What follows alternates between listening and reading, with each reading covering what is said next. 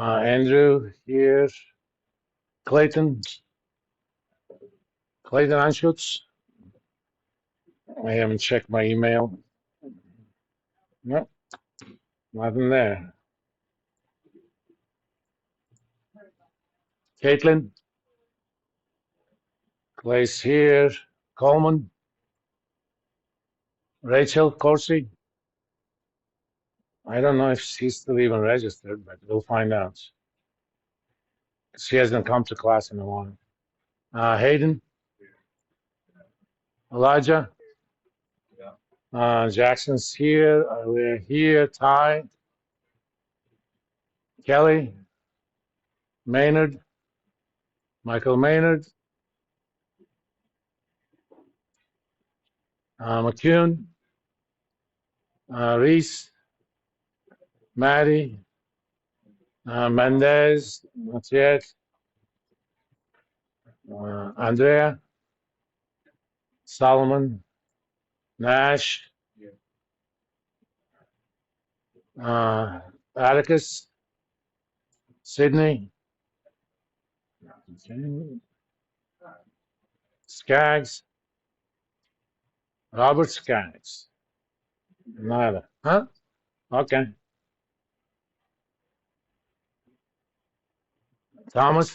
Luke Thomas. Tucci. Kari. Ved. Alexander. Riker. The other Sexton.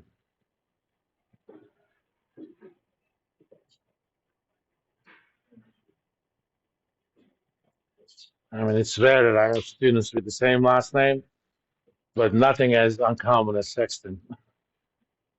You know, you get a lot of Roberts, Christophers, and Millers, the old country names. People's last name were based on their profession.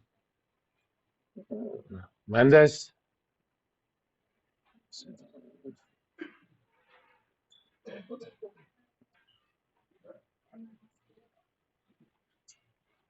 All right. Let me do one more check on the video. Okay. The people who bought the last 3 days below 700 are selling now.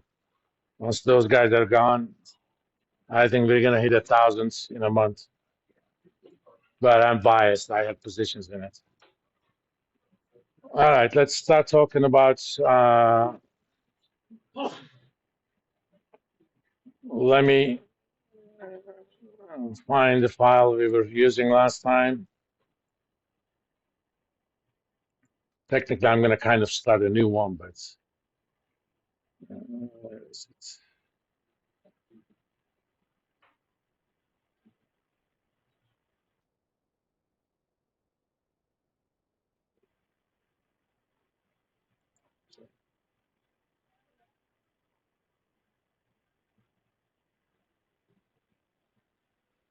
Just to remind ourselves, you know, what we have been doing. We looked at a bond where we attach probabilities to not defaulting, and we also attach probabilities to different levels of recovery ratios. For a 1 year deal, this is best good enough, but a lot of bonds are multi-year. Let me show you. This is historical, not necessarily forward-looking. Something that I downloaded this morning.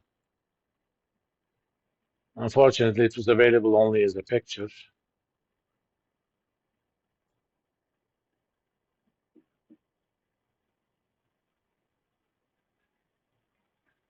This is just for companies in financial sectors, financial services. It is probability of defaulting within a certain number of years, and this is historical averages, okay? So if you're a double B rated company, historically you defaulted within a year, 0.6% of times, okay? Or he defaulted within 15 years in single B with a probability of about over 15%, all right? These numbers are lower these days, but unfortunately, in order to get these numbers, you have to pay S&P and Moody's. I'm gonna try to get a friend of mine who's a chief risk officer in Western Capital Management in California, and his main business is uh, managing the risk of fixed income portfolios. I'm sure he has access to that. I'm going to ask him whether he could give it to me without anybody knowing about it, because technically S&P could sue them if he gives out the stuff they pay for, or maybe I can convince him to do a guest lecture sometime towards the end of the semester through Zoom, of course. He was 1 year behind me in college.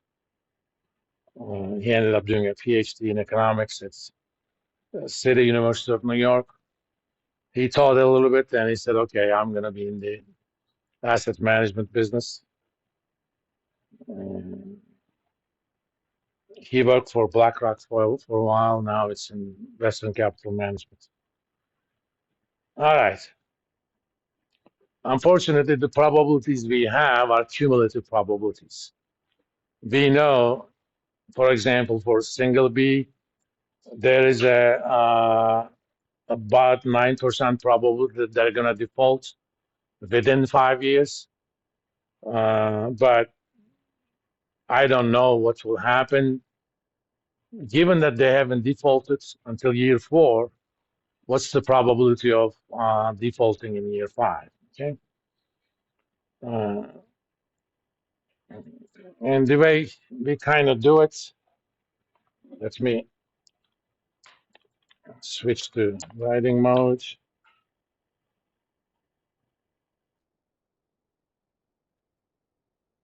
This is true for all of them. I mean, if you knew only cumulative stuff for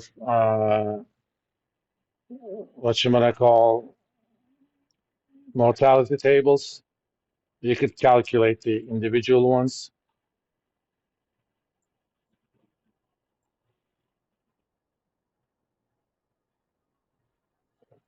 Let me see if the keyboard is working now.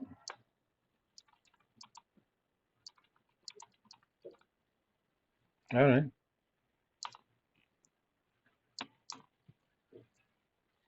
So if you know probability of death, uh, time to death, let's say, let's just call it T uh, is equal, let's say, 15%. But you also know that probability of dying within T plus 1 is 20%. Okay. So here, T refers to time of death measured from now.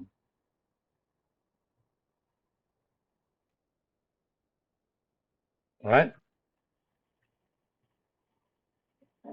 And let's just, for the hell of it, let's say T is 5.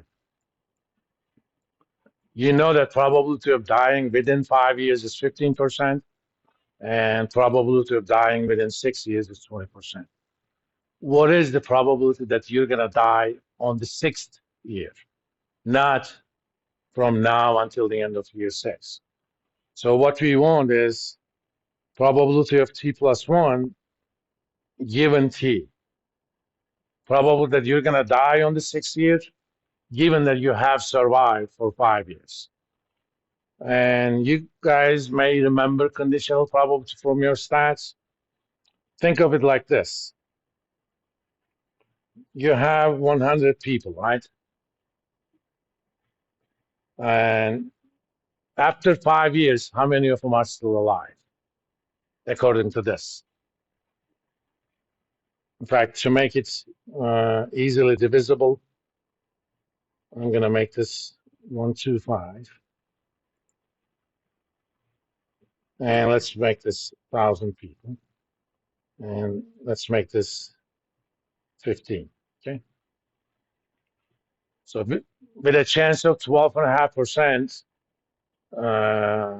maybe we shouldn't call that chance, probability. You're gonna die within 5 years. Given that,